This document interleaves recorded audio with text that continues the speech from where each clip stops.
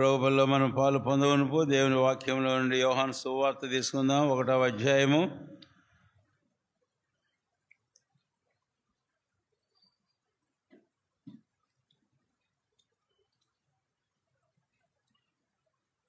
యోహాను సువార్త 1వ అధ్యాయము.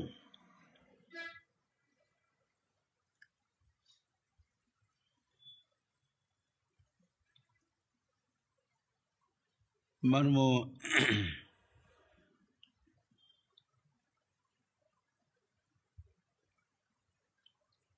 24వ వచనం నుండి మార్చి చదువుకుందాం.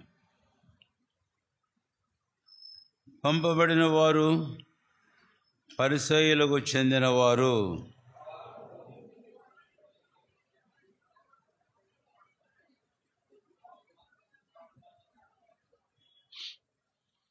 యోహాను, నేను నీళ్లలో బాప్తిసము ఇచ్చుచున్నాను గాని నా వెనుక వచ్చుచున్నవాడు మీ మధ్య ఉన్నాడు, మీరు ఆయన్ను ఎరుగరు. ఆయన చెప్పుల వారును విప్పుటకైను నేను యోగ్యుడను కానని వారితో చెప్పెను.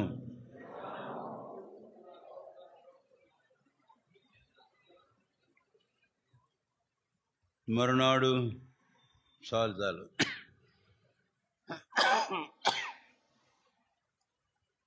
యెహోషువ గ్రంథం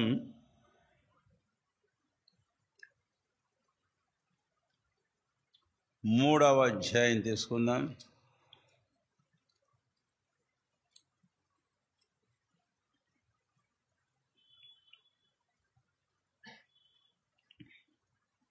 ఏడవ వచనం నుండి కొన్ని వచనాలు మనం మార్చి చదువుకుందాం.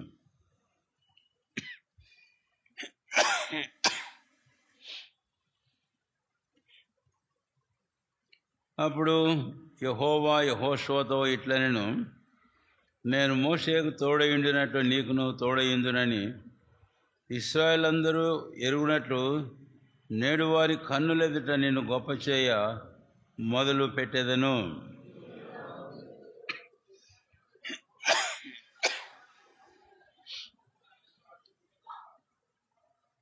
కాబట్టి యెహోషువ, మీరు ఇక్కడికి వచ్చి మీ దేవుడైన యెహోవా మాటలు వినుడని ఇశ్రాయేలీయులకు ఆజ్ఞాపించి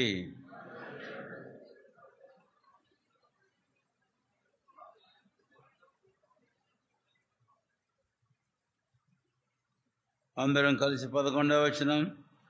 జీవము గల దేవుడు మీ మధ్య ఉన్నాడని నిశ్చయముగా మీదట నుండి వేలగొట్టునని దీని వలన మీరు తెలుసుకొందరు అని ప్రార్థన చేసుకుందాం. ప్రియమైన మా తండ్రి, మాకు నిశ్చయముగానే యేసయ్య నీవు మాకు సర్వములో సర్వమైనావు. అందుకై మిమ్మల్ని స్తుతిస్తున్నాం. మీరు మాకు చాలినవాడు, మా సఫిషియన్సీ. అందుకై మిమ్మల్ని స్తుతించి ఘనపరుస్తున్నాం. ఏ ఉదయకాలం సంఘముగా మరొక పర్యాయము మా ఆరాధనా స్తుతి స్తోత్రములు మీకు అర్పిస్తుండగా అంగీకరించు. మా మధ్యలో ఉంచిన బలలో మేము పాలు పొందబోతుండగా మా గమనాన్ని తెచ్చిన మీ వాక్య భాగాన్ని బట్టి స్తోత్రాలు. మాతో మీరు మాట్లాడండి దేవా. మా కొరకై మీరు దాచించిన సంగతులు మేము చూడగలిగినట్లు మా కన్నులు తెరవండి. మీ ఆత్మ ద్వారానే మాతో మాట్లాడమని యేసు నామమున అడుగుచున్నాము తండ్రి, ఆమెన్.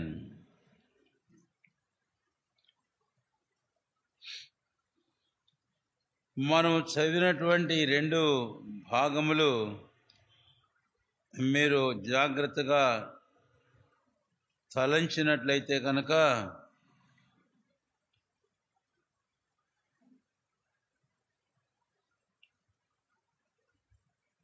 చాలా పోలికను ఈ రెండిటి మధ్యను మీరు చూస్తారు. యెహోషువ 3లో యోర్దాను చూస్తాం, యోహాను సువార్త 1లో యోర్దాను చూస్తాం. యెహోషువ 3వ అధ్యాయంలో యెహోషువను మనం చూస్తాం. యెహోషువ అనగా అర్థమేమిటో అర్థమిచ్చే పేరుగలుగా యేసయ్యను యోహాను సువార్త 1వ అధ్యాయంలో చూస్తాం. యెహోషువ గ్రంథం 3వ అధ్యాయంలో ఏమైతే జరిగిందో దానికి ఆ రోజున పెట్టబడిన ఆ పేరు యోహాను సువార్త 1వ అధ్యాయంలో చూస్తాం. ఇలాగా మీరు మనసులో ఉంచుకొని ఇంకా ఎక్కువైన సంగతులను మీరు తలంచాలని మీకు మనవి చేస్తున్నాం. ఇప్పుడు యెహోషువ 3వ అధ్యాయంలో కానీ యోహాను సువార్త 1వ అధ్యాయంలో కానీ ఇవన్నీ రాస్తూ వచ్చిన తర్వాత భక్తుడు 28వ వచనంలో ఒక చక్కని మాట రాశాడు. అందరం కలిసి చదువుకుందాం. చాలా ప్రాముఖ్యమైన మన వాక్య ధ్యానం దాని మీదనే కేంద్రీకృతమై ఉంటుంది. యోహాను సువార్త 1వ అధ్యాయము 28వ వచనం. యోహాను బాప్తిస్మమిచ్చుచున్న యోర్దాను నదికి ఆవలనున్న బేతనీలో ఈ సంగతులు జరిగెను. కనుక ఇక్కడ యోర్దాను వచ్చింది. అయితే బేతనీ అనే పదానికి మరొక పదాన్ని మనం చూస్తాం. అది వాస్తవంగా ఇక్కడ ఉండాలి. ఇది బేతనీ కాదు, అయితే ఇది బేతబారా. ఇంగ్లీష్ వాళ్ళకు అర్థమవుతుంటుంది. అక్కడ ఆ ప్లేస్కు బేతబారా అని పేరు. కాబట్టి యెహోషువ 3వ అధ్యాయంలో ఆ బేతబారా అక్కడ పదం లేకపోయినా ఆ సందర్భం ఆ స్థలాన్ని అక్కడ మనం చూస్తాం. ఇక్కడ ఆ మాట మళ్ళీ చూస్తాం. బేతబారా అనేది ఒక స్థలం. అది ఏ స్థలము ఎక్కడ ఉంది అంటే అది యోర్దాను ఆవలన ఉంది. యోహాను బాప్తిస్మమిచ్చుచున్న యోర్దాను నదికి ఆవలనున్న బేతనీలో ఈ సంగతులు జరిగాయి. బేతనీ అంటే మరియ మార్తమల బేతనీకి వెళ్ళారు మీరు. ఆ బేతనీ కాదు. అది ఇంకా ఉండొచ్చు అక్కడ. అయితే ఇక్కడ బేతనీయ అది కాదు, ఇది బేతబారా. బేతనీ అనేటప్పటికీ మీరు అడిగిపోతారని ఆ మాట నేను మీకు చెప్పాల్సి వస్తుంది, నొక్కి ఒక్కానించాల్సింది. ఇప్పుడు బేతబారా అంటే అర్థమేమిటో మనం చూద్దాం. బేతబారా అనగా ప్లేస్ ఆఫ్ ప్యాసేజ్ అని అర్థం. దాటిపోవు స్థలము. లేకపోతే ఇంకో మాట చెబితే place of way, place of path. ఒక దారి, ఒక మార్గము ఉన్నటువంటి స్థలం, చోటు. దీనికి ఇంకో మాట కూడా మనం చూస్తాం. ఏంటంటే ప్లేస్ ఆఫ్ ఫెర్రీ. ఇప్పుడు మీకు అర్థం కావాలి. ఫెర్రీ అంటే మనం ఒక కాలువో ఒక పెద్ద నదో మనం దాటాలంటే ఏదైనా ఒక చోటు ఉంటుంది, అక్కడ బోట్లు ఉంటాయి. ఆ స్థలానికి ఆ పదం పేరుంది. అలాంటి స్థలం ఇది అని. సరే, ఒక చిన్న మాట మీరు మనసులో పెట్టుకోండి. ఇది దాటిపోవు స్థలము అని. ఎందుకు ఆ మాట దానికి వచ్చింది అని అంటే అది ఇశ్రాయేలీలు వారు ఐగుప్తు దేశం నుంచి బయలుదేరి వచ్చాక మోషే మృతి నొందిన తర్వాత తన స్థానాన్ని దేవుడు యెహోషువకు ఇచ్చినప్పుడు యెహోషువ నాయకత్వంలో ఇశ్రాయేలీలు ఆ స్థలంలో నుంచి కానాను దేశానికి దాటిపోయారు. కాబట్టి ఇప్పుడు స్పష్టంగా ఈ మాట చెబితే ఆ స్థలం బేతబారా. ఏ స్థలం అంటే ఇశ్రాయేలీలు యోర్దాను దాటి కనానులో ప్రవేశించిన అందుకు పోవు మార్గం ఉన్న స్థలం ఆ స్థలం బేతబారా. సరే, ఇప్పుడు నేను ఇంకో మాట చెప్పి మనం 1, 2, 3 తలంపులకు అలా వస్తాం. ఎక్కడ ఉంది బేతబారా? యోహాను సువార్త 1:28లో యోహాను బాప్తిసం ఇచ్చుచున్న యోర్దాను నదికి ఆవలనున్న బేతనీయలో ఆవలను ఉంది ఈ బేతబారా. అంటే యోర్దాను అనే పదం ఇక్కడ రావడం మనం చూస్తాం. వీరు దాటింది యోర్దానే, కాబట్టి ఆ యోర్దాను దగ్గరే ఆ బేతబారా ఉంది. అయితే యోహాను ఏం చేస్తున్నాడు అక్కడ అంటే బాప్తిసం ఇస్తున్నాడు. ఈ సంగతులు అనే మాట 20, ఈ సంగతులు నిశ్చయంగా ఈ స్థలంలో జరిగిన సంగతులు దయచేసి మీరు తర్వాత తలంచండి, ధ్యానించండి. అన్నీ ఇప్పుడు నేను చెప్పవలపడదు. కానీ కనుక ఈ స్థలంలో ఏమేం జరిగినాయి, ఈ సంగతులు, ఈ స్థలంలో ఈ సంగతులు జరిగినాయి అన్నాడు కదా, రాయబడింది కదా. కాబట్టి ఈ స్థలం చాలా అద్భుతమైనది. ఈ స్థలం గొప్ప ఆధ్యాత్మికమైన పాఠాలతో కూడినటువంటి స్థలం కనుక బేతబారా. సరే, ఇప్పుడు ఆ స్థలానికి వచ్చి అక్కడే దగ్గర యోర్దాను గూర్చి నేను ఈ ఉదయకాలం మీతో పంచుకోవాలని తలస్తున్నాను. మొదటి మాట, ఇశ్రాయేలీయులు యోర్దానులో దాటిపోయిన ఆ సందర్భంలో యోర్దానులోనికి దిగింది ముందు ఎవరు అనే విషయానికి కనుక మనం వస్తే కనుక యోర్దానులో ముందు దిగింది యెహోవా నిబంధన మందసం దిగింది. కాబట్టి యెహోవా నిబంధన మందసం అది మన ప్రభు అయిన యేసుక్రీస్తు వారికి సాదృశ్యం. అందుకే నేను చెప్పా, ఆ భాగమును ఈ భాగమును మీరు పోల్చి చూస్తే చాలా కంపారిజన్స్ అనేవి మనం చూస్తాం, సాదృశ్యాలు అనేది మనం చూస్తాం. సరే, ఇప్పుడు మందసం దిగడం యోర్దానులోనికి, తర్వాత మన ప్రభు అయిన క్రీస్తును ఆ మందసం చూపిస్తుంది. So the ark of the covenant of the lord four shadows the Christ Jesus. యేసుక్రీస్తు వారిని చూపిస్తూ ఉంది. ఇప్పుడు యేసుక్రీస్తు ప్రభు వారు యోర్దానులోనికి దిగాడు. యోర్దాను అనగా అర్థం ఏమిటి? 1, 2, 3 మాటలు నేను జ్ఞాపం చేస్తాను. ఈ పదము 2 పదముల కలయిక, 2 పదముల సంయుక్త పదం. ఏంటి ఆ 2 పదాలు అని అంటే జోర్, దాన్ అనే పదాలు. దాని ద్వారా ఇస్తాయి ఈ యోర్దానుకు మనకు సరైన చక్కని ఈ అర్థాల్లో చక్కని ఆత్మీయమైన తలంపులు అక్కడ మనం చూస్తాం. దాను అనే పదం ఆది కాండంలో మనం గమనించినప్పుడు యాకోబు కుమారులో ఒకరికి ఏం పేరండి? దాను అని పేరు. ఎందుకని దాను అని పేరు పెట్టారు? ఆ బిడ్డ తల్లి అంటే ఆయన నాకు ఏం చేశాడట? తీర్పు తెచ్చాడు. కాబట్టి దాను అనగా అర్థం ఏమిటనంటే తీర్పు అనేది మనం చూస్తాం. జోర్ అనగా అర్థం ఏమిటి అనంటే స్ప్రెడ్, అంటే విస్తరించడం, వ్యాపించడం అనేది మనం చూస్తాం.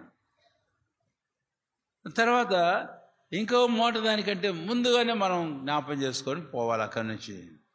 యోర్దాను అనేది ఏమిటి అనంటే యెహోవా నిబంధన మందసం యోర్దానులో దిగటం.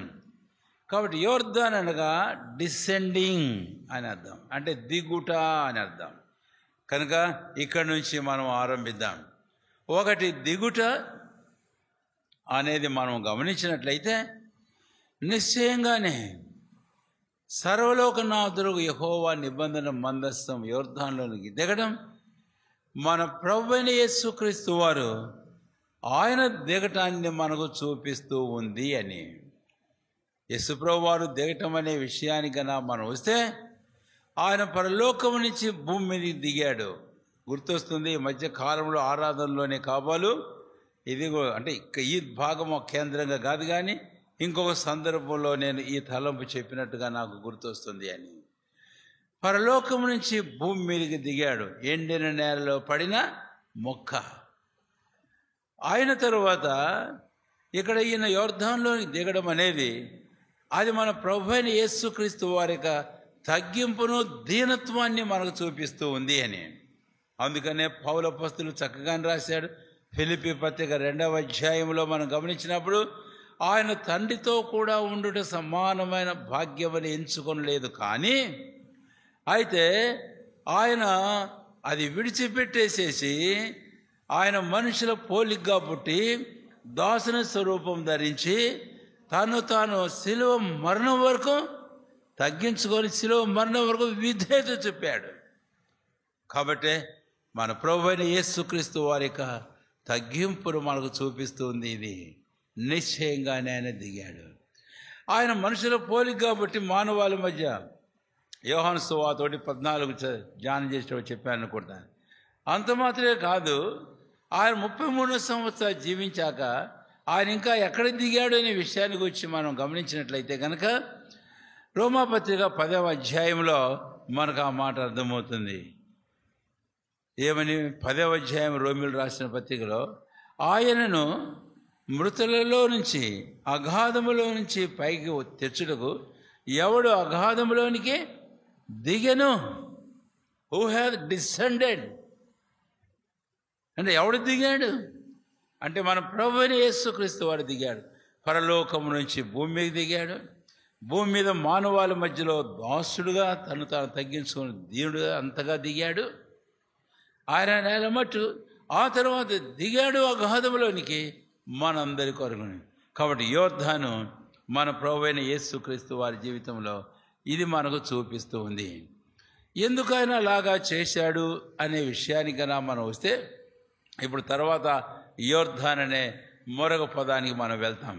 ఆ మరొక అర్థానికి రెండవ అర్థం ఇందాక మనం చెప్పుకున్నాం కదా, యోర్దాను అనగా వ్యాపించింది. తీర్పు అని చెప్పుకుందాం లేండి. ముందు తీర్పు, జోర్దాన్. దాన్ అనగా తీర్పు అనేది మనం చూస్తాం.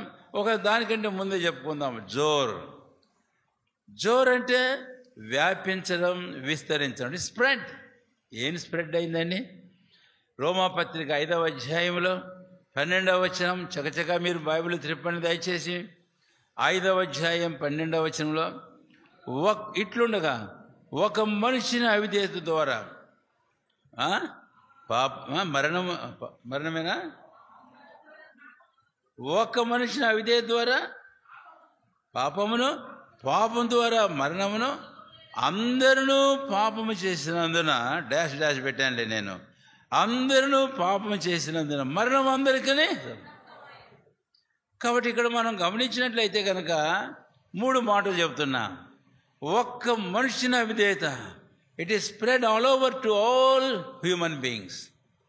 రెండవది, ఒక్క మనిషిని అవిధేయత ద్వారా వచ్చిన పాపం, ఈ పాపం కూడా లోకంలో మానవాళ్ళందరికీ ఏమైంది? వ్యాపించింది.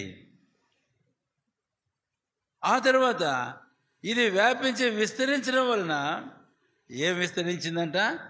మరణము అందరికీ విస్తరించింది. కాబట్టి అవిధేయత, పాపము, మరణము, ఇట్ ఈస్ స్ప్రెడ్.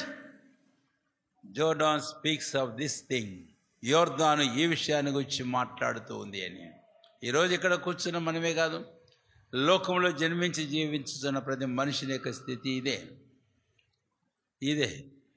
నేను ఒక వచనం చూపించిన రోమా 5:12 మీరు దయచేసి తలంచిన తర్వాత.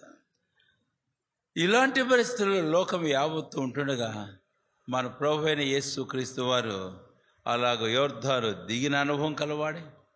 రెండవది, ఆయన మన ప్రభు అయినటువంటి యేసుక్రీస్తు వారు ఆయన యోర్దానులో బాప్తిసం పొందడం అనేది యోహాను సువార్త 1వ అధ్యాయంలో మనం వింటాం కదా, చదివాం కదా ఇందాక.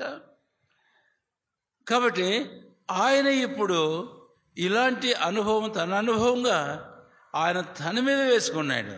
అంటే గొర్రెపిల్లను గురించి మనం ధ్యానం చేసి యోహాను సువార్త 1లోనే మన ధ్యానం ఉంది ఆదివారాలు. ఇదిగో లోక పాపను మోసుకొని పోతున్న దేవుని గొర్రెపిల్ల అని మనం చూస్తాం. అంతేకాదు ఆయన అవిధేయుడు, అతిక్రమస్తుడు కాడు. కానీ యెషయా 53వ అధ్యాయం 8వ వచనంలో అతిక్రమస్తుల్లో ఒకడుగా ఎంచబడ్డాడు. He was counted as a transgressor, as a disobedient అని అందాం ఒక మాట. But it is not true. నిజం కాదు అది. రెండవది, అలాగే ఎంచబడిన వాడు ఆయన కారణం చేతనే పౌలు అపొస్తలుడు ఇంకో మాట అంటాడు 2 కొరింథీ 5:21, పాపమెరుగని క్రీస్తు మన కోసం ఏంగా చేయబడ్డాడు? పాపంగా చేయబడి. ఇది 2. తర్వాత 3వది ఇంకేమైంది అని అంటే, మనుషులందరూ వారికి మరణం సంప్రాప్తమైంది కాబట్టి ప్రభువైన యేసుక్రీస్తు వారు ఆయన హెబ్రీ 2వ అధ్యాయం 9వ వచనం ప్రకారము ప్రతి మనుష్యుని కొరకు ఆయన మరణమును అనుభవించినట్లు, అవును, Jesus himself hath tasted the death.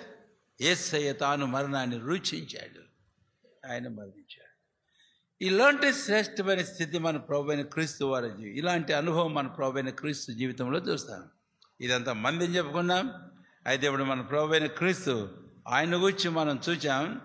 ఇప్పుడు 3వ మాటకు మనం వెళితే, 3వ మాట 1 అవిధేయతను గురించి చెప్పాం. అతిక్రమస్తులో ఒకడుగా ఎంచబడ్డాడు, though he was not a transgressor, disobedient.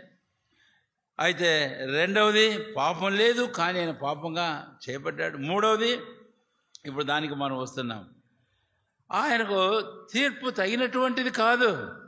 లూకా సువార్త 23వ అధ్యాయము 40 రండి.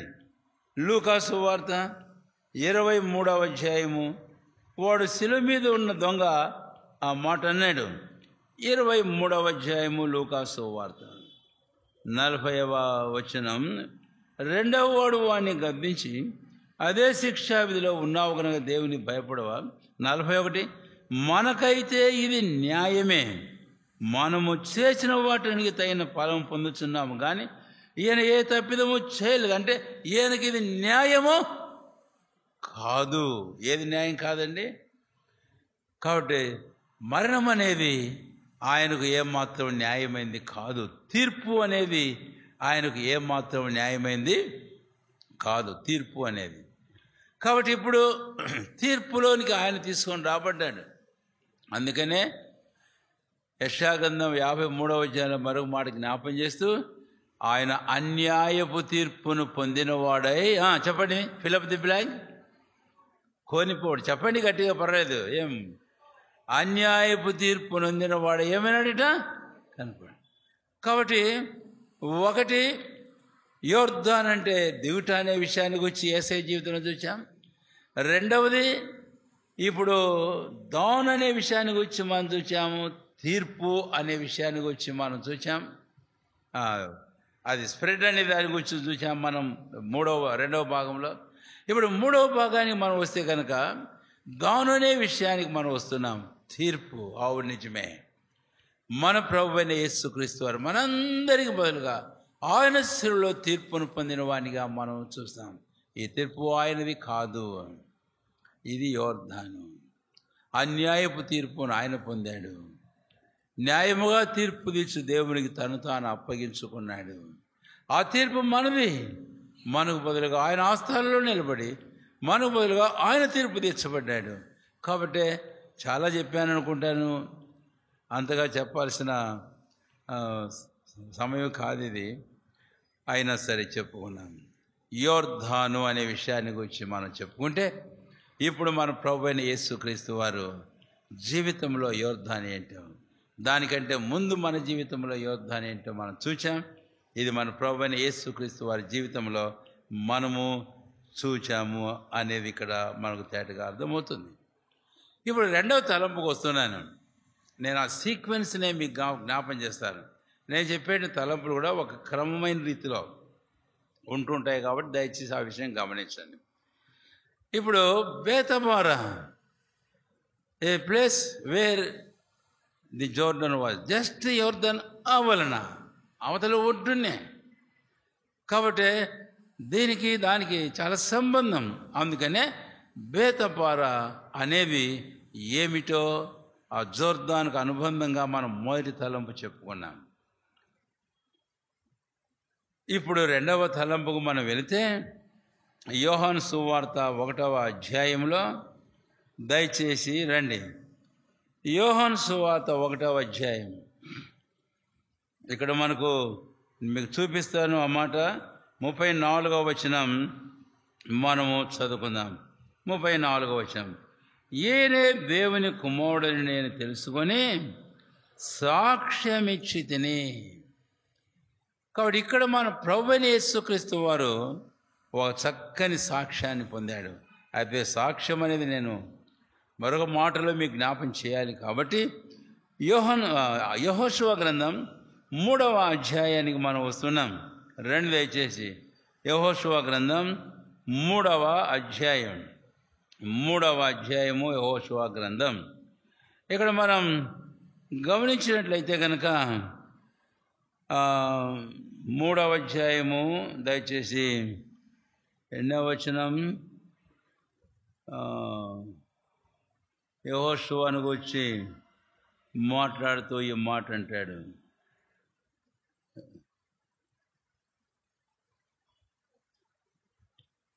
యెహోషువను గణపరచడానికి వచ్చి ఇక్కడ ఒక మాట మాట్లాడు. 4వ అధ్యాయంలో ఉంది, కానీ దానికంటే ముందుగా మొదలు పెట్టాడు. యెహోషువను గణపరచడం మొదలు పెట్టాడు. 7వ వచనమా? 7వ వచనం.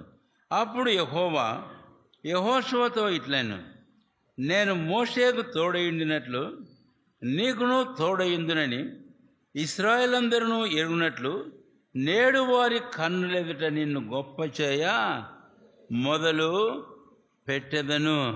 14వ వచనం 4వ అధ్యాయం. 4వ అధ్యాయము 14వ వచనం. ఆ దినమున యెహోవా ఇశ్రాయేలందరిట యెహోషువను గొప్ప చేసెను. చాలంతవరకే. తర్వాత భాగం ఇంకో తలంపుకి వస్తాం. కాబట్టి దయచేసి గమనించండి.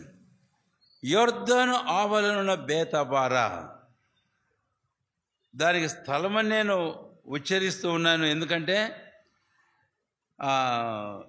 యోహాను సువార్త 1వ అధ్యాయంలో యోహాను బాప్తిసం ఇచ్చిన యొర్దాను ఆవలన బేతనీయలో ఈ సంగతులు, బేతబారాలో అదొక స్థలం. సరే, ఇప్పుడు ఈ సంగతులు ఆ స్థలంలో జరిగినాయి. ఏం జరిగింది? రెండవ సంగతి ఏం జరిగింది అనే విషయాన్ని నేను మీకు జ్ఞాపం చేయాలి. మొదటి తలంపులో మనం చూసినప్పుడు యెహోషువ గ్రంథంలో కూడా ఆ మందసం యొర్దాను నదిలో ఎప్పుడైతే దిగిందో అప్పుడు యొర్దాను నది ఏమైపోయింది? చెప్పరే ఏమైపోయిందంటే, కాబట్టి దారి ఏర్పడిపోయింది, నీళ్ళు ఆగిపోయినాయి. అంటే 3 తలంపులు నేను మీకు చెప్పాను. ఆ 3 తలంపులు ఒక మనిషిని విధేయత ద్వారా అవిధేయత నిర్మూలించబడింది. ఒక మనిషిని అర్పణము ద్వారా పాపము నివారణ చేయబడింది. ఒక్క మనిషిని మన ప్రభువైన క్రీస్తు ఆయన శిలువలో పొందిన తీర్పు ద్వారా ఈవెన్ ది జడ్జిమెంట్ ఈజ్ అబోలిష్డ్, తీర్పు కూడా నాశనం చేయబడింది. ఇంకా మరణము ఏమాత్రం లేదు. యొర్దాను అంటే మరణము అనేది కూడా మనం ఇందాకనే అనుకుంటూ వచ్చాం. అది మన ప్రభువైన యేసుక్రీస్తు వారి ద్వారా మనకు కలిగింది. అందుకనే ఒక మాట నేను జ్ఞాపం చేస్తున్నాను. ఈరోజు యోహాను సువార్త 1వ అధ్యాయంలో యేసు ప్రభు వారు బాప్తిసం పొందాడు. అక్కడ అంత కంటే మించి ఇంకా తేటగా మత్తయి సువార్త 3వ అధ్యాయంలో, లూకా సువార్తలో మనం చూస్తాము. మీరు తీయద్దు, నేను చెప్తాను. ఇప్పుడు ఆయన బాప్తిసం పొంది ఒడ్డుకు రాగానే ఏమైంది? ఆకాశం తెరవబడింది, ఆత్మ పావురం వలె ఆయన మీకు దిగువచ్చింది. ఆ తర్వాత ఒక స్వరం, ఈయన నా ప్రియకుమారుడు, ఈయన నేను ఆనందించుచున్నాను అనే ఒక స్వరం వినపడింది అని. అయ్యా, ఈరోజు మన జీవితాలలో మనము ఈ యొర్దాను యువతలను ఉన్నామా, లేకపోతే అవతలికి మనం దాటామా? ఎక్కడ ఉన్నాం? నీవింకా యొర్దాను అవతల ఉండే అవసరం లే. కనుక అవతల నుంచి ఇశ్రాయేలు యువతలకు దాటారు.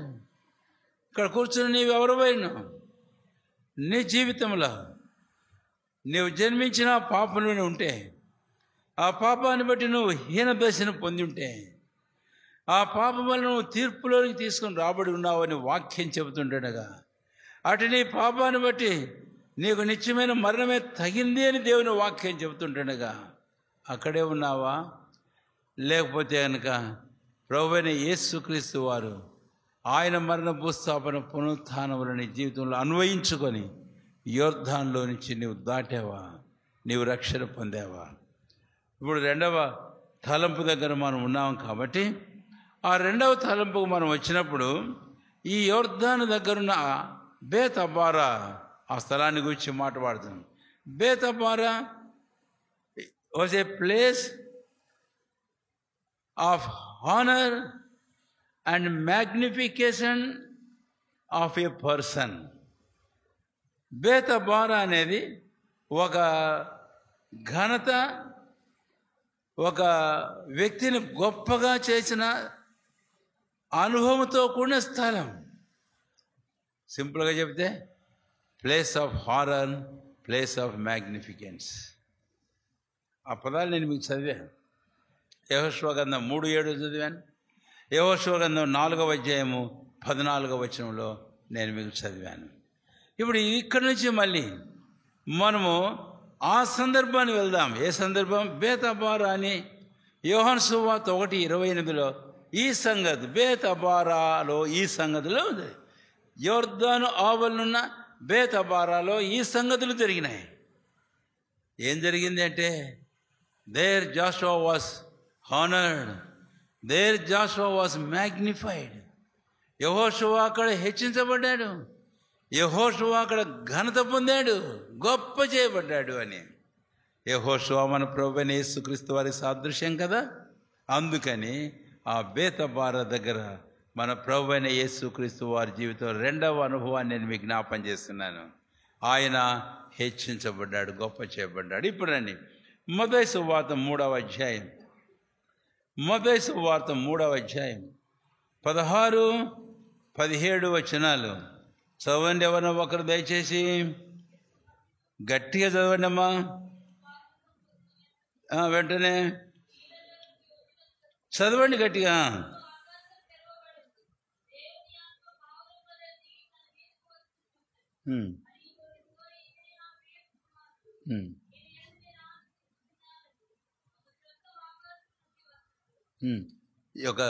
ఈయన నా ప్రియ కుమారుడు. కాబట్టి what a honour and the magnificence was laid on this Christ Jesus at the place beyond the Jordan. ఆ యోర్దాను ఆవలన ఈ బేతబారాలో ప్రభువైన యేసుక్రీస్తు వారి మీద ఎంత గొప్ప ఘనతను తండ్రి అయిన దేవుడు ఉంచాడు అనే విషయాన్ని ఇక్కడ నేను మీకు జ్ఞాపకం చేస్తున్నాను. అర్థం చేసుకుందాం ఈ మాటలు. నాడు యెహోషువను గొప్ప చేసిన దేవుడు, ఘనపరిచిన దేవుడు, యెహోషువ అనే ఆ పేరును కలిగిన మన ప్రభువైన యేసుక్రీస్తు వారిని ఆ బేతబారా దగ్గర అంతగా గొప్పగా చేశాడు. ఆ సందర్భాన్ని గురించి ఇక్కడేమో టెస్టిమనీ, ఒక స్వరము, ఈయన నా ప్రియకుమారుడు అని అన్నప్పుడు ఏ ప్రియకుమారుడు? Here he has been approved as the son of living God. ఈ స్థలంలో యేసుక్రీస్తు ప్రభువారు జీవముల దేవుని కుమారుడని నిరూపించబడుతున్నాడు. ఆయన గురించి ఆ సాక్ష్యం ఇక్కడ చెప్పబడుతుంది. అంటే నేను ఒక సందర్భం మీకు జ్ఞాపం చేస్తాను. యేసుప్రభు వారు దిగి బాప్తిసం పొంది బయటకు వచ్చినాక ఆ స్వరం, రోమీయులు రాసిన పత్రిక 1వ అధ్యాయం 1-7 వచనాల వరకు మధ్యలో ఒక మాట ఉందండి. తెలుగులో కలిసి ఉన్నాయి. 4వ వచనం అనుకుంటాను ఇంగ్లీష్ బైబిల్ ప్రకారం. అక్కడ ఏమనుంది తెలుసా?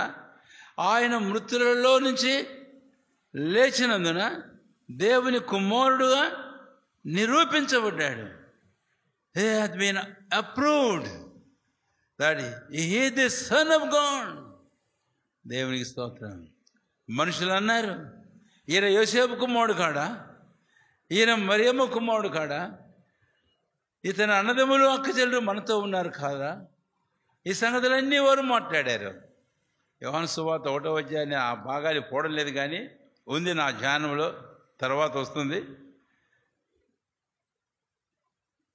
ఫిలిప్పు వెళ్ళి నతనీయులకు చెబితే నతనీయులు అన్నాడు, నజరేతులో నుంచి మేలైనది ఏదైనా వస్తుందా అని అన్నాడు. అంటే Nazareth speaks of the rejection, అంతేకాదు హ్యూమిలియేషన్, రిప్రోచ్ అండ్ షేమ్. నజరేతు తగ్గింపును, దీనత్వాన్ని, నిందను, అవమానమును చూపిస్తుంది. అందుకనే మన ప్రభువైన యేసుక్రీస్తు వారు నజరేయుడు అని పిలువబడ్డాడు. అయితే నేను ఆ సందర్భం ధ్యానం చేయడం లేదు ఇప్పుడు. దాంట్లో ఇంకొక యాంగిల్లో ఇంకొక శ్రేష్టమైన తలం ఉంది, అది ఇప్పుడు నేనే చెప్పడం లేదు, దానికి వస్తాం తర్వాత. అయితే ఇలాంటి మన ప్రభువైన యేసుక్రీస్తు వారు ఆ రోజున బేతబారా దగ్గర ఎంత ఔన్నత్యంగా హెచ్చించబడ్డాడో ఒకసారి గమనించండి. ఇప్పుడు ఫిలిప్పీయులు రాసిన పత్రిక, హెబ్రీ పత్రిక 2వ అధ్యాయం 9వ వచనం. ఇందాక నేను రెఫరెన్స్ చెప్పాను కానీ చదవలేదు. అక్కడ ఒక మాట మీకు జ్ఞాపం చేశాను. ప్రతి మనుష్యుని కొరకు ఆయన మరణము రుచించినట్లని.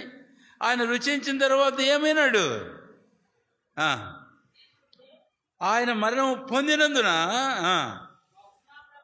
మహిమా ప్రభావములు కిరీటమును ధరించిన వానిగా మనం చూస్తున్నాం. Oh we see Christ Jesus as crowned with honour and glory with the magnificence of God and heaven. చూస్తున్నామా? యెహోషువ 3వ అధ్యాయం ఇక్కడ, యెహోషువ జీవిత అనుభవం ఇక్కడ మనం చూస్తున్నామా? అవును, దేవునికి స్తోత్రం. కనుక మనం హెబ్రీ పత్రిక 2వ అధ్యాయంలో 9వ వచనంలో ఆ మాట మనం మనసులో ఉంచుకుందాం. కనుక బేతబారా రెండవదిగా ఏ స్థలం అనే విషయాన్ని గురించి నేను 2వ భాగంలో చెప్పిన సంగతులు మీరు గుర్తుంచుకోవాలి. 1, 2 అని ఎందుకు చెప్తున్నానంటే మీకు సులభంగా గుర్తుండడానికి, తర్వాత మీరు ధ్యానం చేయడానికి కూడా మీకు అది అనుకూలంగా ఉండడానికి. అంతేగాని ఇదేదో మరి పాయింట్లుగా మీరు చేసుకోవాల్సిన అవసరం లేదు. 1, 2 తలంపులని నేను మీకు చెప్పాను. ఇప్పుడు 3వదిగా బేతబారా దగ్గరికి మనం వెళితే రండి దయచేసి. యెహోషువ గ్రంథం ఇక్కడ మనం వచ్చినప్పుడు యెహోషువ గ్రంథం 4వ అధ్యాయం. యెహోషువ గ్రంథం 4వ అధ్యాయం. అందరం కలిసి ఒక మాట చెబుదాం. 4వ అధ్యాయం 14వ వచనం అందరము కలిసి మనం చూద్దాం. ఆ దినమున యెహోవా ఇశ్రాయేలందరి ఎదుట యెహోషువను గొప్ప చేసిన గనుక వారు మోషేను గౌరవించినట్టు అతని బ్రతుకు దినములన్నిటినూ అతనిని గౌరవపరిచిరి అని. చాలా చక్కని మాట యెహోషువ విషయంలో.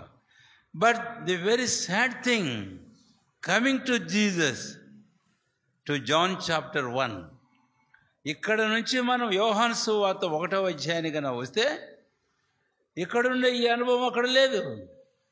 ఇక్కడేమో యెహోషువను చాలా గౌరవించారు, చాలా సన్మానించారు. అయితే యోహాను సువార్త 1వ అధ్యాయానికి వస్తే అక్కడ మనం చూస్తాం 11వ వచనం. యోహాను సువార్త 1వ అధ్యాయం 11వ వచనం. ఆయన తన స్వకీయుల ఎదుగు వచ్చాను, ఆయన స్వకీయులు ఆయనను ఏం చేయలేదంటండి, అంగీకరించలేదు. అందుకు చెప్పాను ఈ మాట.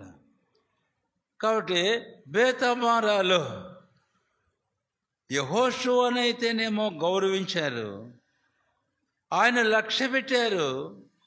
కానీ ఈ బేతబారా దగ్గర యోహాను సువార్త 1వ అధ్యాయం యోర్దాను దగ్గర మనం గమనించినట్లయితే యొర్దాను దగ్గర నేను ఇప్పుడు అనడం లేదు, కానీ అంతకంటే మించి ఒక వాక్యం నేను జ్ఞాపం చేసే 11వ వచనం, ఆయన తన స్వకీయులతో వచ్చాడు. నిజమే, వాస్తవమే, అక్కడ జరిగిందంతా అదే. ఆయన యొర్దాను దగ్గరకు వచ్చాడు. అక్కడ అనేకులు వచ్చారు బాప్తిసం పొందడానికి. కాబట్టి ఆయన స్వకీయులు వచ్చాడు అక్కడికి, విన్నారు ఆ సంగతి. తండ్రి అయిన దేవుడు కుమారుని ఎలా గొప్ప చేశాడో చూశారు. ఆకాశం పావురం, ఆత్మ పావురం వలె దిగడం, ఆకాశం తెరవబడడం, ఆత్మ పావురం వలె దిగడం, ఈయన నా ప్రియ కుమారుడని ఒక శబ్దం వినపడడం వీరందరికీ తెలిసింది. వీళ్ళేం చేయాలి మరి? నిశ్చయంగా ప్రభు అయిన క్రీస్తును నాడు ఇశ్రాయేలు యెహోషువను గౌరవించి ఉండాలి, అంగీకరించి ఉండాలి, స్వీకరించి ఉండాలి. As their king, as their saviour, as their Messiah. అయితే వారు ఆయన ఆయన తన స్వకీయులతకు వచ్చిన, కానీ వారు ఆయన ఏం చేయలేదట, అంగీకరించకపోగా ఇంకేం చేశారు తెలుసా? యోహాను సువార్త 19వ అధ్యాయం 6వ వచనం, పిలాతు ఆయన బయటికి తీసుకొని వచ్చినప్పుడు తీర్పు, ఈయనందు నాకు ఏ దోషం కనపడలేదే అని అన్నాడు. ఆయన బయటికి తీసుకొని వచ్చి పరిచయం చేసినప్పుడు, చదవండి 6వ వచనం 19.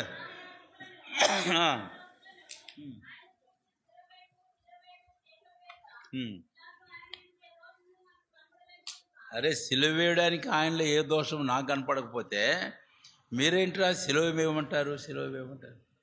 అదంతా మనం పక్కన పెడితే వీళ్ళు ఏమంటున్నారు ఇప్పుడు?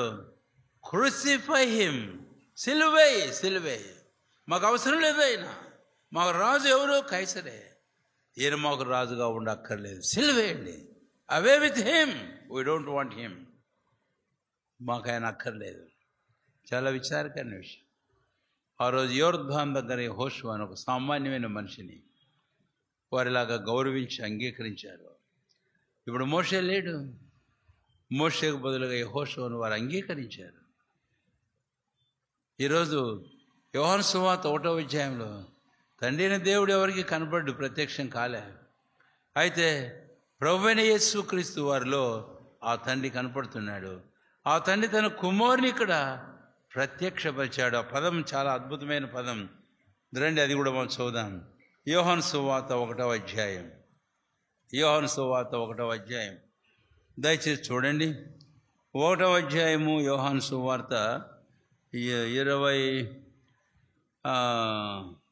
వచనం, 31వ వచనం, క్షమించిన 31. నేను ఆయనను ఎరుగనైతిని కానీ ఆయన ఇశ్రాయేలును ప్రత్యక్షమవుటకు నేను నీళ్ళలో బాప్తిసం ఇచ్చి వచ్చాను. నేను ఇక్కడ ఒక పదం కలుపుతున్నాను 3వ భాగంలో.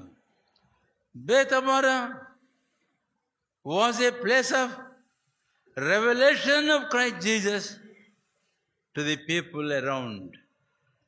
ఆ యొర్దాను ఆవలన బేతబారాలో ఆ సందర్భంలో ఉన్న ప్రజలందరికీ ప్రభువైన యేసుక్రీస్తు వారిని ప్రత్యక్షపరిచిన స్థలం.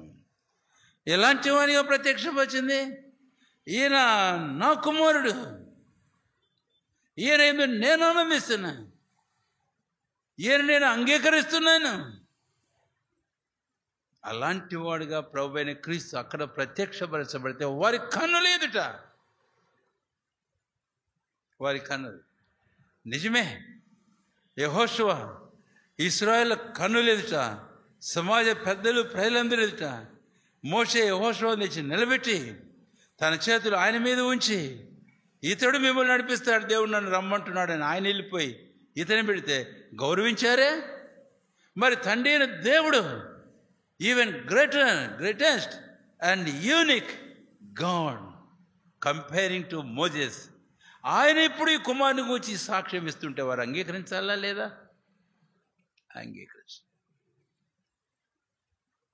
అంగీకరించకపోగా ఆయన సిలువ వేశారు. 3వ భాగం ఇక్కడ ముగిస్తున్నాను. ఇక్కడ కూర్చున్న వారిని సవినయంగా ఒక ప్రశ్న అడుగుతున్నాను.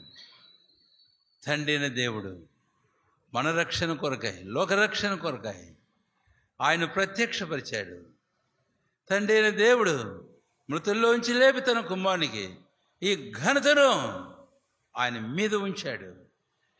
తండ్రి అయిన దేవుడు తన కుమారుని గూర్చి, ఈయన నా కుమారుడు, నేను ఆయన అంగీకరిస్తున్నాను, నేను ఆయన బట్టి సంతోషిస్తున్నానని చెప్తే, ఆ రక్షకుడైన ప్రభువైన క్రీస్తును నువ్వేం చేస్తున్నావు?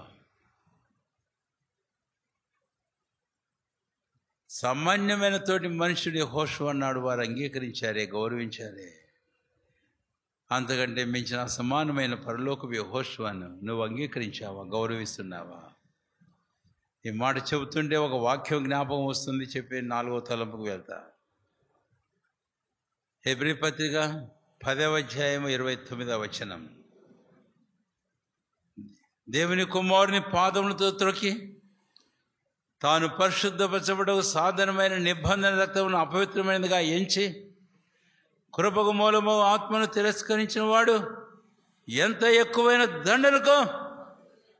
ఈ మాట వింటున్న నీవెవరైనా ఎక్కడైనా, ఇక్కడే కాదు కింద కూర్చున్నవారు, లేక ఆన్లైన్లో, నీవింకా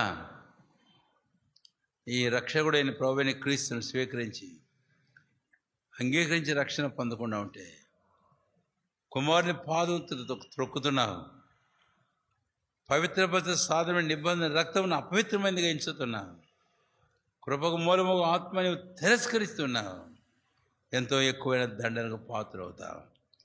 కాబట్టి ఈ బేతబార దగ్గర 3వదిగా ఈ సంగతి మనం చూస్తున్నాము.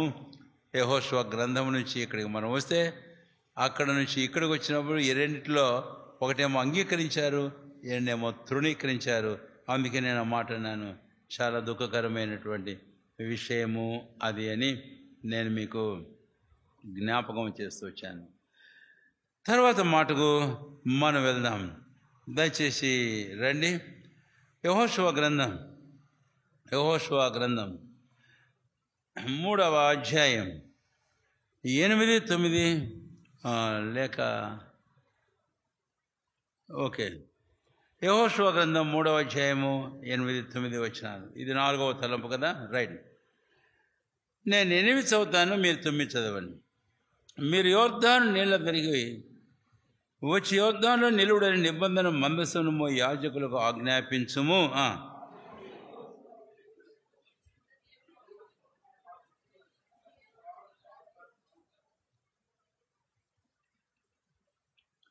ఇక్కడ ఈ 2 వచనాలలో ఆ బేతబారా ఎలాంటిది అనేది మనం చూస్తే, యెహోషువ యాజకులకును ఇశ్రాయేలుకును ఏం చేస్తున్నాడని చెప్పండి, ఆజ్ఞాపిస్తున్నాడు.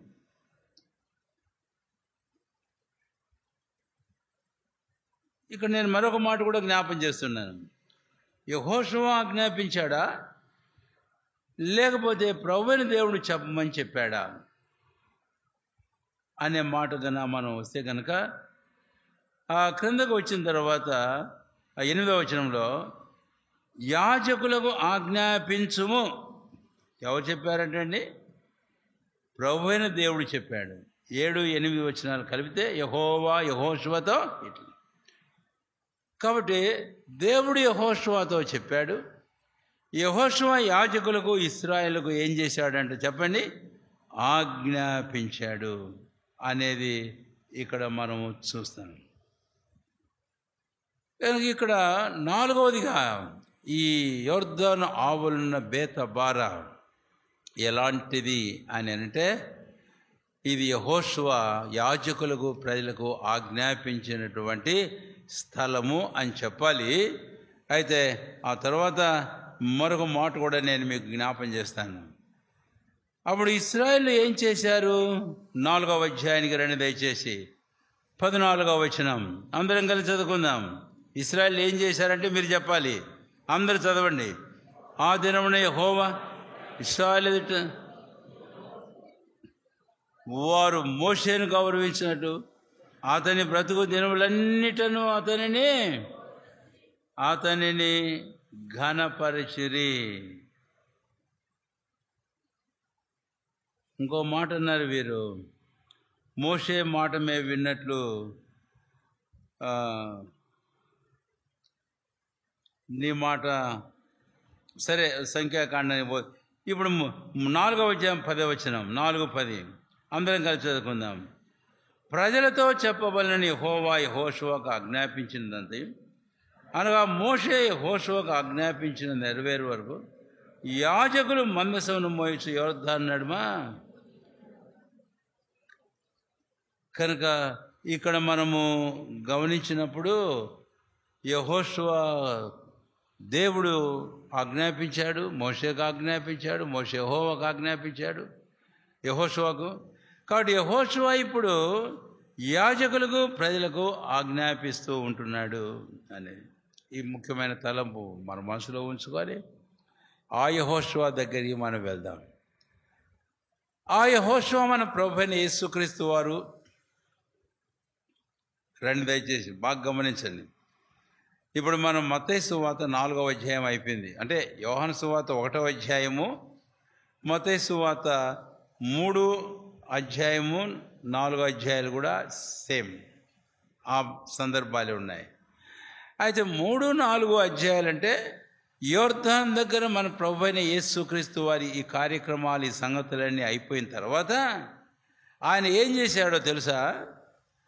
మత్తయి సువార్త 5వ అధ్యాయంలో ఆయన ఒక కొండ మీదికి, 5వ అధ్యాయం 1వ వచనం మత్తయి సువార్త చదవండి ఎవరినొకరు. జన సమూహములు చూచి చాలంతే. ఇప్పుడు కొండ ఎక్కి కూర్చున్నాడు. అది మనసులో ఉంచుకొని మనకందరికీ చాలామందికి బాగా పరిచయమైనట్లు మత్తయి సువార్త 5, 6, 7 అధ్యాయాలు. ఏ అధ్యాయాలు చెప్పండి? కొండ మీద ప్రసంగం. అవి మన ప్రసంగం కాదు. ఎవరి ప్రసంగం అది? యేసు ప్రభుని యొక్క ప్రసంగం. అక్కడ ఎవరున్నారు అని అంటే ఆయన శిష్యులు ఆయనతోకి వచ్చారు ఫస్ట్. ఆ తర్వాత ఇంకా అనేకులైన వారు ఆయన వారు ఉన్నారు చాలామంది. అంతేకాదు ఒకవేళ అక్కడి నుంచి మాట్లాడుతుంటే కొండ క్రింద ఉన్న జనాలందరూ వింటూ కూడా ఉన్నారు. కనుక యెహోషువ 3వ తలంపు అయిన తర్వాత 4వదిగా ఏం చేశాడంటే తనకు దేవుడు సెలవిచ్చిన మాటలు వారికి చెప్పాడు. అలాగే మన ప్రభువైన క్రీస్తు ఆయన కూడా ఇక్కడ చెప్పడం మనం చూస్తాం 5, 6, 7 అధ్యాయాల్లో. ఐ సెండ్ టు యూ, నేను మీతో చెప్పుతున్నదేమనగా చెప్పుచున్నాను. సరే మీరు చూడండి ఆ విషయాల గురించి. కాబట్టి ఇప్పుడు ఎప్పుడైతే మరి యెహోషువ చెప్పాడో, యెహోషువ చెప్పినప్పుడు యాజకులు అప్పుడు అగందా చదివే 4లో మందసాన్ని ఎత్తుకున్నారు, మోసుకుంటూ వారు వెళుతూ ఉన్నారు. కాబట్టి వారు విధేయత చూపారు. ప్రజలందరూ కూడా అన్నారు, మేము మోషేకి ఎలాగైతే భయపడ్డామో అలాగే నీకును మేము భయపడతాము, నీ మాట మేము వింటాము అని. నిర్గమాకాండం 19వ అధ్యాయం 9వ వచనంలో మోషేను గురించి మనం చూస్తాము. మోషేను గొప్ప చేశాడు. ఇక్కడ యెహోషువను ఇందాక మనం చూసాం. కాబట్టి ఆ తర్వాత మోషే చెప్పినట్లే ఇశ్రాయేలు ఎలాగ విన్నారు, ఇక్కడ యెహోషువ చెప్పినట్లు యాజకులు విన్నారు. ఆ తర్వాత ప్రజలందరూ కూడా విన్నారు. ఇప్పుడు మన జీవితాలకు అన్వయించుకుంటూ ఈ తలంపు మీతో నేను ముగించాలి అని కోరుతున్నాను. మన ప్రభువైన యేసుక్రీస్తు వారు మత్తయి సువార్త 5, 6, 7 అధ్యాయాలలో ఆ సంగతులన్నీ చెప్పినప్పుడు ఎంతమంది ఆ సంగతులను ఆలకించారు, ఎంతమంది ఆ విషయాలను పాటించారు అనే విషయం. ఒకవేళ మత్తయి సువార్త 7వ అధ్యాయానికి ఒక మాటకు మనం వద్దాం. రండి దయచేసి 28, 29 వచనాలు. ఒకవేళ పాటించిన వారో పాటించిన వారిని కూర్చో మనం అలా వదిలేద్దాం. అందరం కలిసి మనం చదువుకుందాం. 7, 28, 29. యేసు ఈ మాటలు చెప్పి ముగించినప్పుడు జనసమూహములు ఆయన బోధకు ఆశ్చర్యపరచును. ఏలైనగా ఆయన వారి శాస్త్రులే కాక అధికారం గల వారి వల్ల ఆయనకి చాలంతే. అందుకే నేను చెప్పా 5, 6, 7 అధ్యాయాలు యేసు ఆ ప్రభువైన క్రీస్తు వారు చెప్పినటువంటి బోధ మాటలు అని మనం చూస్తాం. ఆ మాటలు విన్నవారందరూ అబ్బా ఈ మాటలు అధికారంతో కూడినవి, ఈ బోధ చాలా గొప్పది అన్నారు. ఆ మాట గుర్తు పెట్టుకుంటే నేను మళ్ళీ త్వరగా పోవడానికని నేను మీకు ఆ మాటలన్నీ తీయడం లేదు, కానీ జ్ఞాపకం చేస్తున్నాను, దయచేసి కూర్చోండి. ఇందాక చెప్పా, యెహోషువకు మోషే యెహోవా ఆజ్ఞాపించాడు. యెహోవా ఆజ్ఞాపించినట్లు యెహోషువ యాజకులకు ప్రజలకు ఆజ్ఞాపించాడు. ఇప్పుడు ఈ మాటలు ప్రభువైన యేసుక్రీస్తు వారు ఏమైతే చెప్పాడో ఈ మాటలు కూడా ఆయనవి కావు, ఈ బోధ ఆయనవి కాదు. యోహాను సువార్తలో మన ప్రభువైన యేసుక్రీస్తు వారు అంటాడు, నేను చెప్పు బోధ నాది కాదు, నన్ను పంపిన తండ్రిదే. నా అంతటి నేను ఏమీ మాట్లాడడం లేదు, కానీ నన్ను పంపిన తండ్రి ఏమైతే చెప్పాడో నేను ఆ సంగతులే మీతో చెబుతూ ఉన్నాను అని మన ప్రభువైన యేసుక్రీస్తు వారు చాలా స్పష్టంగా చెప్పాడు. అది యోహాను సువార్తలోనే మనం చూస్తాం. నేను ఇంకా వాటికి పొడ రెఫరెన్స్లు మీరు చూడండి, దయచేసి 5లోను 7లోను మీరు చూడండి. నా బోధన అది కాదు అన్నాడు. సరే, ఇప్పుడు ప్రజలకు అర్థమైంది ఇదంతా అధికారంతో కూడింది, ఈ బోధ ఆశ్చర్యంగా ఉంది, ఈ మాటలు నిజంగా ఒక మనిషి మాటలు కావు, ఇవి ఒక దేవుని మాటలుగా ఉన్నాయి. మీకు ఒక సందర్భం జ్ఞాపం చేస్తున్నాను. ఆయన పట్టుకొని రా అని పంపించారు. పట్టుకొని రా అని పంపిస్తే ఆయన బోధ విని ఏం చేశారట వాళ్ళు? వెళ్ళారు. ఆయన ఏం పట్టుకుంటాం, ఆయన మాట్లాడినట్లు ఎప్పుడు ఎవడును మాట్లాడలేదు. అందుకే వారు వెళ్ళిపోయారు. మీరు ఈ పని చేశారేంటి అని అంటారు వాళ్ళు పంపినట్టు అధికారులు. కాబట్టి ఇప్పుడు మనకు అన్వయించుకునే దానికి ఈరోజు మన ప్రభువైన యేసుక్రీస్తు వారు మనకు ఆయన ఆజ్ఞాపిస్తున్నాడు. ఆనాడు మత్తయి సువార్త 28వ అధ్యాయం 19-20 వచనాలకు వెళితే, మీరు వెళ్ళండి సర్వలోకానికి సర్వశ్రీని సువార్తను ప్రకటించమని చెప్పాడు. ఇంకెన్నో సంగతులు ఆయన ఆజ్ఞాపించాడు. యోహాను సువార్త 14వ అధ్యాయం 13వ వచనానికి వస్తే కనుక, నేను మీకు ఆజ్ఞాపించిన ఆజ్ఞలున్నాయే, నా ఆజ్ఞలను గైకొన్నవాడు నన్ను ప్రేమించువాడు ఏం గైకొంటాడంటే చెప్పండి, నా ఆజ్ఞలను గైకొంటాడు. నేను మీకు ఇంకా వాక్యం చేయడం లేదు, ఎందుకంటే మన టైం దాదాపుగా అయిపోతుంది. కాబట్టి ఈ మధ్యాహ్నం 4వ తలంపు బేతబారా దగ్గర మనం నేర్చుకునేది ఏమిటి అని అంటే, ప్రభు ఆజ్ఞలను మన జీవితంలో మనం గైకోవడం అనేటటువంటిది మన జీవితాల్లో మన విధేయత చూపడం అనేటటువంటిది అక్కడ మనం చూస్తాం. ఒక్క మాట యేసయ్యను గురించి మాట్లాడి నేను ముగింపు చేస్తాను ఈ తలం, ఎందుకంటే ఇంతటితో అయిపోదు కాబట్టి ఇంకొక తలంతో పూర్తి చేస్తాను. హెబ్రీ పత్రిక 5వ అధ్యాయంలో 8వ వచనంలో ఎవరినో ఒకరు చదువుతారా త్వరగా తీసి, ఆయన కుమారుడయుండి తాను పొందిన శ్రమల వలన ఆయన విధేయతను నేర్చుకొనెను. ఏం నేర్చుకున్నాడంటండి? ఆయన విధేయతను నేర్చుకున్నాడు. కనుకనే యోర్దాను ఆవలన బేతబారా ఏం చూపిస్తుంది అని అంటే, అది a place of commandments, that is a place of obedience, that speaks also of our love for God. అది ఆజ్ఞలు ఇవ్వబడిన ఆజ్ఞాపించబడిన స్థలం. యెహోవాకు సెలవిచ్చిండు. యెహోషువ యాజకులకు ప్రజలకు ఆజ్ఞాపించాడు. కాబట్టి నేను ఆ మాట అన్నాను. ఆ స్థలం ఏంటి అనేది. రెండవది, యెహోషువ ఎప్పుడైతే ఆజ్ఞాపించాడో వెంటనే ఆజ్ఞకు వారు విధేయత చూపారు. యాజకులు మందసాన్ని ఎత్తుకున్నారు, ప్రజలందరూ ఏకీవించి ముందుకు పోవడానికి ఇష్టపడ్డారు అనేది చెబుతూ అది ప్లేస్ ఆఫ్ ఒబీడియన్స్ అని చెబుతున్నాను. తర్వాత మూడవది మనం చూస్తే, నిజంగా ఆ స్థలం యెహోషువ పట్ల వారికి ఉన్న గౌరవాన్ని, వారికి ఉన్న భక్తిని, భయాన్ని, తనలో వారికి ఉన్న ప్రేమను తెలియపరిచేటటువంటి స్థలం. ఈ మూడు సంగతులు మా జీవితాలకు అన్వయించుకుందాం.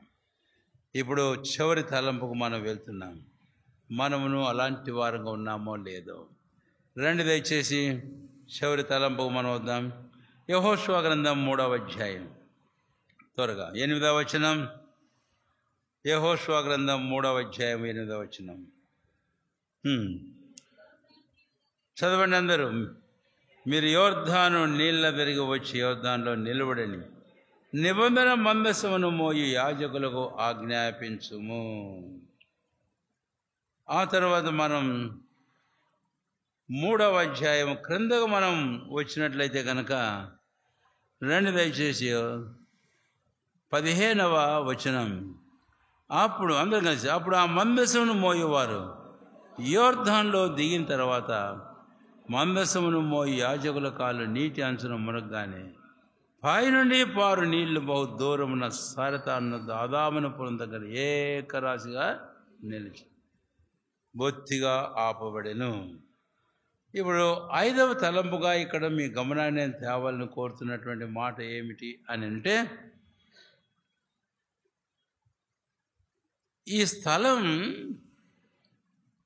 యాజకులు తర్వాత విశ్వాసులు ప్రజలందరూ కూడా వారికి ఒక పరీక్ష స్థలం. ఆ మాట వాడుతున్నాను ముందు. ఏ స్థలం? ఆ స్థలం చెప్పండి. Bethabara beyond the Jordan. That was a place of test, place of trial in their life. ఇది 5వదిగా బేతబారా మనతో మాట్లాడుతుంది అని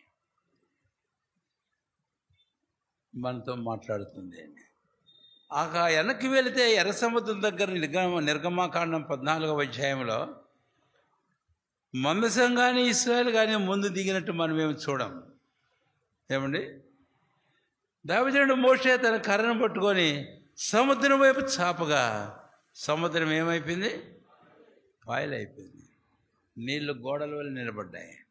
ఇశ్రాయేలు దాటిపోయారు. అయితే ఈ సందర్భానికి మనం వస్తే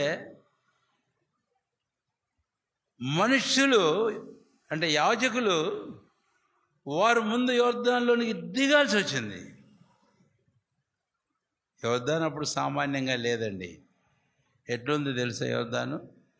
ఆ దినములలో గట్ల మీద పొర్లి పారున్నటువంటి అంత ఉధృతంగా యోర్దాను పారుతున్నటువంటి స్థలం అది. నేను యిర్మీయా 12వ అధ్యాయం 5వ వచనం ఒక పదం ఉంది యోర్దానుకు వచ్చి. యిర్మీయా 12వ అధ్యాయం 5వ వచనం. అలా మాట అంత చదవడం మంచిదే. బిగ్గరగా ఒకరు చదువుతారా దయచేసి? నీవు పాదచారులతో పరిగెత్తగా వారు నిన్ను అలేగొట్టారు కదా, నువ్వు రౌతులతో ఇంకెలాగ పరిగెత్తావు? నెమ్మది గల స్థలంలో నువ్వు క్షేమంగా ఉంటివే. ఇప్పుడు వినండి ఆ చివరి మాట. యోర్దాను ప్రవాహముగా వచ్చినప్పుడు నీవేమే. నేను ఇంత ముందు కూడా చెప్పినట్టు గుర్తు.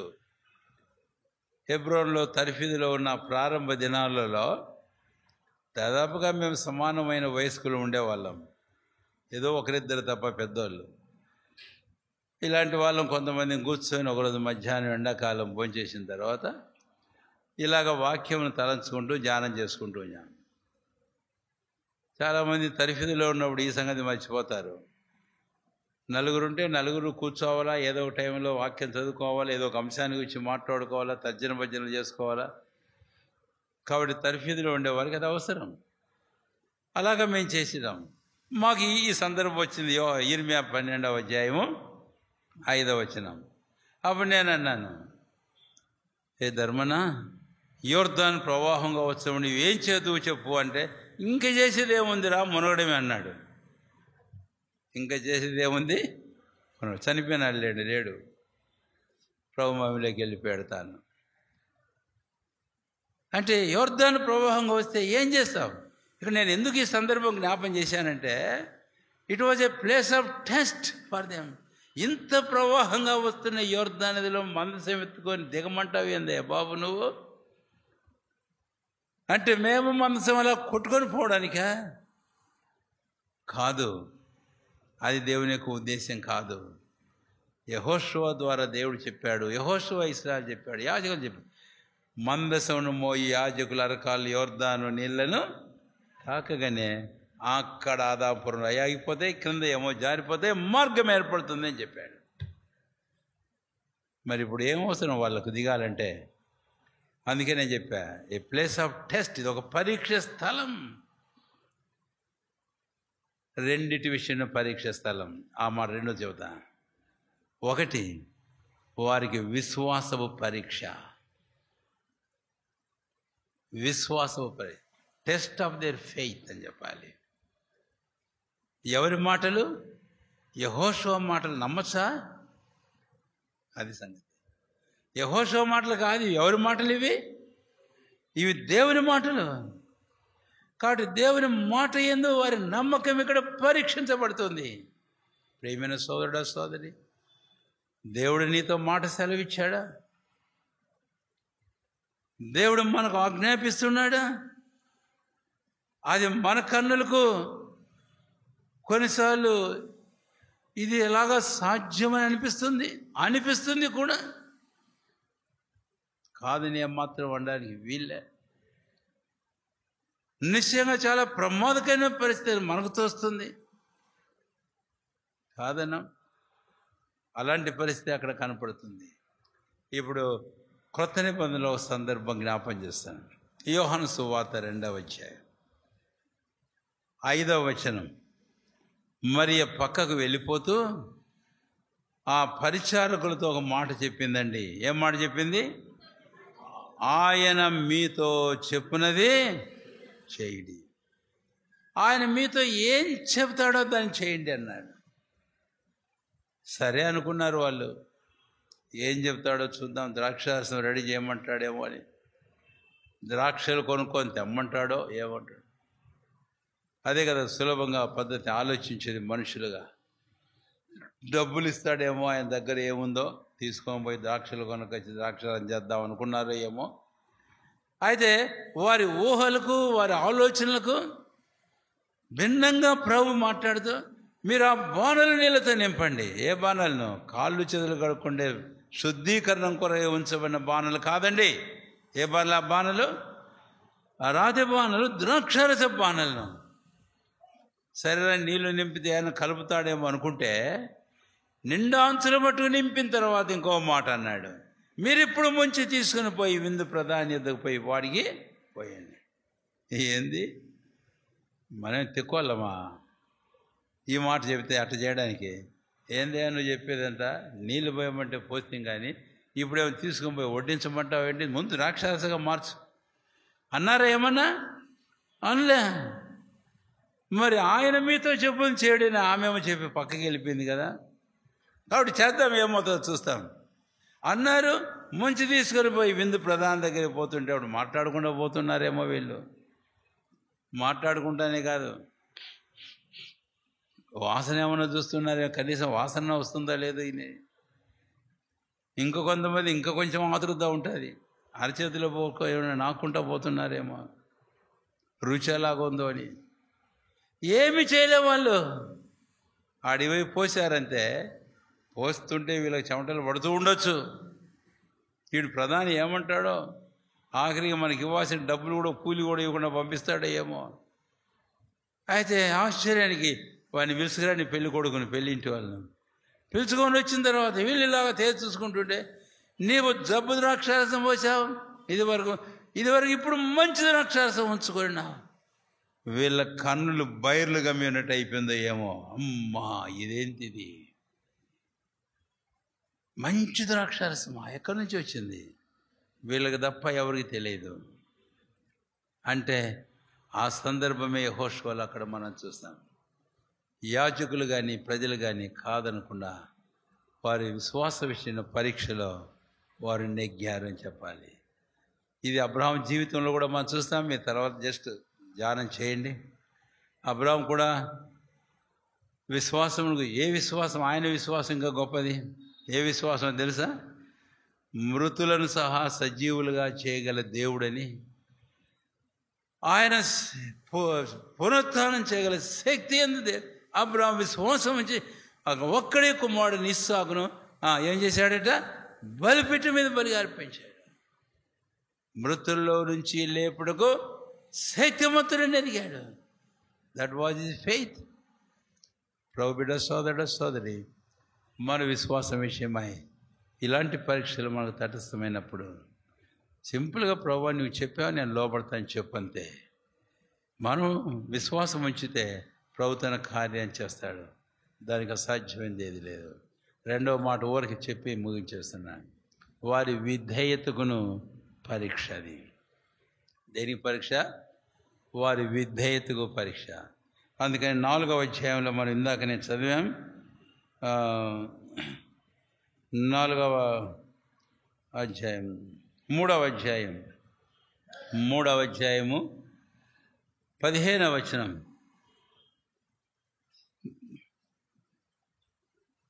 3వ అధ్యాయం 14.